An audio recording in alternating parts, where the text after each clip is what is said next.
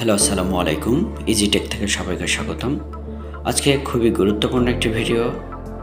যারা এই ঈদে যাত্রা করবেন গ্রামে বা বিভিন্ন জায়গাতে, তাদের জন্য অনলাইনে বসে টিকিট কাটার বিষয়ে আজকের ভিডিওটি। এবং যারা অলরেডি টিকিট কেটে ফেলছেন এবং ফিরতি টিকিটের জন্য অপেক্ষমান আছেন, তাদেরকে আগামীকাল সকাল 8টা থেকে এই টিকিট কাটার সুযোগটি বাংলাদেশ রেলওয়ে রেল সেবা দিবে। তো সুতরাং দেরি না করে আপনারা সকালে টিকিট কাটার জন্য প্রস্তুত হয়ে যান। সকাল 8টা থেকে শুরু হবে। পশ্চিমাঞ্চল এবং পূর্বাঞ্চল উভয় অঞ্চলের জন্যই কালকে থেকে শুরু ফিরতি টিকিটের জন্য। আর রেল সেবা অ্যাপে ঢুকলেই আপনি এখানে বিস্তারিত তথ্য পাবেন। এই তথ্যের আলোকে আপনারা টিকিটটি কাটতে পারবেন। বিস্তারিত তথ্য পড়ে নেবেন। ভিডিওটি বড় হবে জন্য আমি বিস্তারিত তথ্য পড়লাম না।